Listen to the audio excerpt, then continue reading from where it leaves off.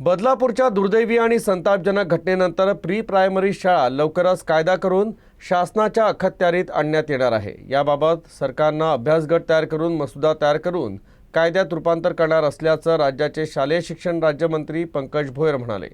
अशा घटनांवर नियंत्रण मिळवावं म्हणून परिवहन विभाग, शालेय शिक्षण विभाग, गृह विभाग यांच्या एकत्रित बैठक घेऊन कार्यप्रणाली मजबूत करण्यासाठी प्रयत्न करणार असल्याचंही त्यांनी सांगितलं। बदलापूर येथील एका प्री प्रायमरी स्कूलमध्ये शिकणाऱ्या विद्यार्थिनीसोबत स्कूल व्हॅनने ती घरी जात असताना चुकीचे प्रकार तिच्यासोबत काही घडले। मग तिच्या आईवडिलांनी तक्रार दिल्यानंतर संबंधित व्यक्तीवर पोलीस प्रशासनाद्वारा कारवाई देखील त्या ठिकाणी करण्यात आली। त्याला अटक करण्यात आली।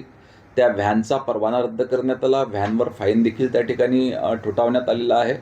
परंतु शाळेवर कार्यवाही करायची झाल्यास अजूनपर्यंत प्री प्रायमरी स्कूल ह्या शासनाच्या अखत्यारीत असण्यासंदर्भात त्या ठिकाणी काही प्रोव्हिजन्स नव्हत्या।